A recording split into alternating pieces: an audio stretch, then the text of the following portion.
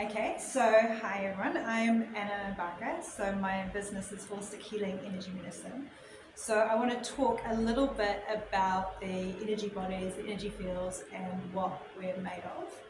So I guess a little bit about me. I have been learning about energy medicine since about 2008. I started with learning Reiki, did a lot of self-study, learning a little bit about the quantum physics, like anything in that field of energy healing or energy medicine, looking at the alternative side of the nature of reality, that we live in a intelligent system and everything interacts subtly as well as physically.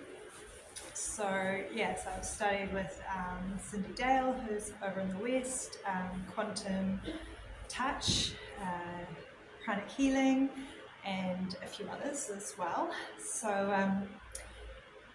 we'll dive into like what is our energy body, or what are we kind of made of. So this idea, we've got the physical body and everything is energy. So this is our kind of densest layer of the physical energetic structures or anatomy. And then we have the chakra system, which are basically fields of information or vortices, or some people call them, they look like morning glories. And then we have the nadis, the meridians. These are the energy channels that run throughout the physical and the subtle structures as well. And then we have the auric layers, which is sometimes referred to as the bands of light. And this again is, these are all interconnected. So basically we are this big set of frequencies and vibrations of light and sound in essence. And when we talk about energy, so if you go into physics, they'll say energy is like something in motion basically. But in energy healing, we think more about energy as being information. So if we're this big set of frequencies, so our physical body has different frequencies, like we have an overall frequency for the physical body, then all of our organs, like the liver, the stomach, the spleen, the heart, these all have another set of frequencies, and they all each have different fields, and they do some measuring of the electromagnetic fields from the heart and the brain and things like that as well in some of the scientific studies. So they notice that the heart has the biggest electromagnetic field of every part of the body. And then within that, so if we look at the layers of the energy field, all interconnects. So each layer has its own frequency, and then all of the chakras have their own frequency, but each one is linked into each layer of the field. So each chakra is again a multitude of frequencies. So just to make it really complex. So so basically the way I'm looking at it is I have to use intuition a lot to think about or to get the information of what to look at, because there's such a complexity of frequencies and energy and vibrations and information going on. So what I'm looking for is where there is dissonance and a lack of cohesion. So when we're like perfectly strong and healthy, which it's very rare for someone to be in perfect health, everything's going to be operating in cohesion and absolutely optimally. But that is quite rare in reality. We have all these different things that can affect the functioning of the energetic structures, and that is, our wounds, our traumas, our attitudes, our belief systems, our thoughts. There's also issues from past lives or the ancestral stuff that we can carry. So all of these things can affect the subtle energetic structures, basically. So when I'm working with someone, usually they have an issue that they're presenting with, and then I'm either looking at the association. Each chakra connects to a different area of the body, different organs, and also they tend to have stages where they're most developed. It's like from 0 to 2, the first chakra, the base chakra, that comes online mostly at in that age, and then we cycle as we go older, we cycle back through everything. So that's just another aspect to chuck in there. So it can help by knowing this information when things occurred. We can look to find where the issues are within the energetic structure, basically. And so that's kind of my job, is to find these things and clear it out and move them out. So just a way of thinking about it, an example is, say you're walking through the park and all of a sudden you get hit in the head with a cricket ball. And so this is like an instance of, that's an environmental trauma, it's an input trauma, it's kind of a shock trauma.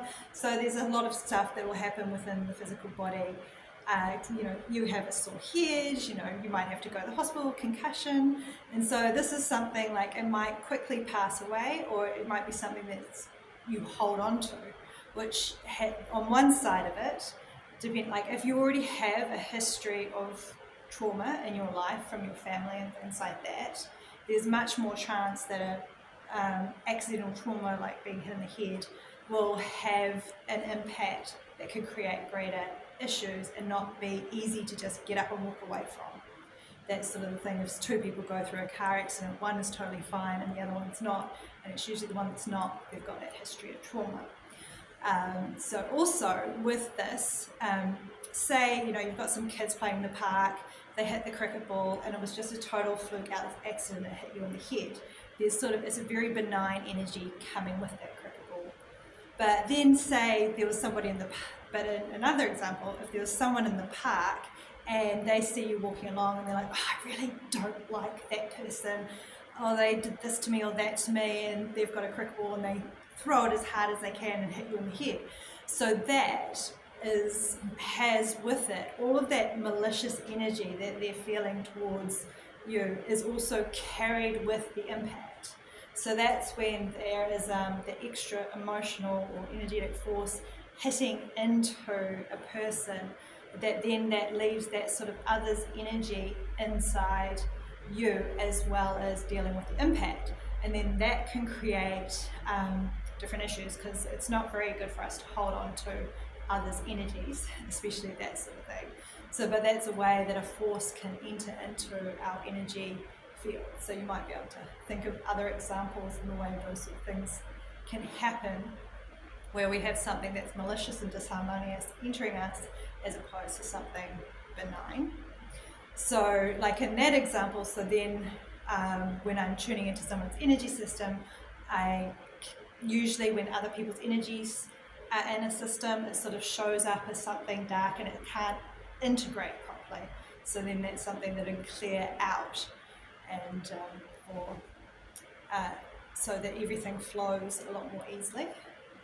So that's one aspect of it. And are you all with me so far? Any questions yet?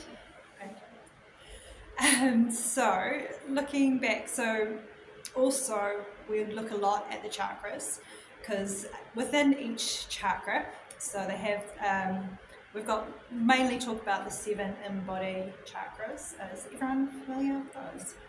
Okay. So each of those is like a field of information and frequency, so it can store stuff through our lives. So they kind of record information. They can sort of store, they record and they store, so they can store information that gets passed down to us. So we can sometimes carry memories from our parents and our ancestral lines as well, and they can show up in the chakras. And so they operate by bringing energy in from the environment and into us and back out again. And that's how it connects in with the energy channels as well. So the energy channels connect into each chakra and in through to each other. So it's a whole integrated system, and carrying that information from outside of us in and inside of us out, basically. And then that is also the way that we're sort of connected to the overall sort of energy of, I guess, the universe, if you want to put it that way. Each of us has our own individual spirit, and then that spirit connects us with sort of the divine, that is the intelligence that permeates everything. So from this, looking at everything as divine and everyone is divine, and we connect to that divinity, which can sometimes be called a luminous energy field, through our energy bodies. And so that would be sort of the most subtle realm of energy, because it permeates everything. So that as we move through the fields, like the way we look at it, everything interpenetrates each other.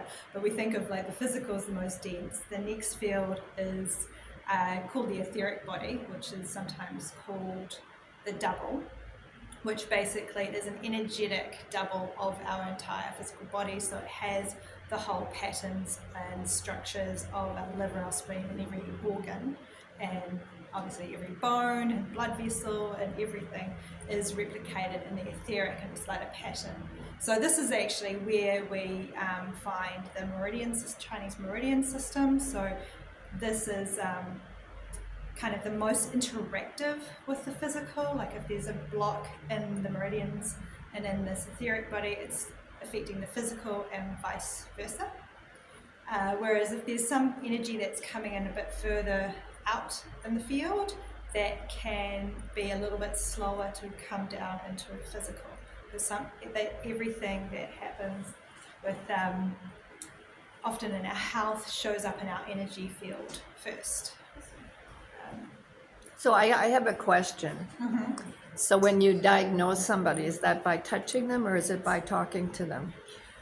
It's a little bit of both, but technically I don't diagnose. Oh, okay. Because, Well, when you try to find where the energy blockage is that because you're touching someone or you're well, I talking actually to them? work remotely, so I see. tune in, but I tune in with my, I guess, intuitive senses. So it's what I still kind of feel with my hands. I can still feel the energy system even though they're not right in front of me. So I'm feeling for blockages and things like that. I'm also with my inner eye or inner ears or inner senses gathering information.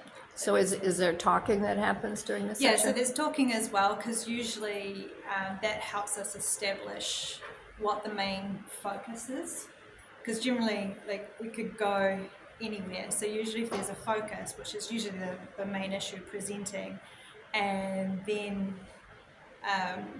into the session, I have a basic structure. So I start with sort of like a general clearing of the field, and I basically wait to get information to tell me what to do next. So that's the relying on the intuition. And if I'm not getting information, then I'll just begin working through the chakra system, usually from the bottom to the top. Sometimes, unless I get the information to do it differently, I start moving from the tightest field upwards. So I follow a structure until I get the information and then get guided to whatever is needed. I'm going to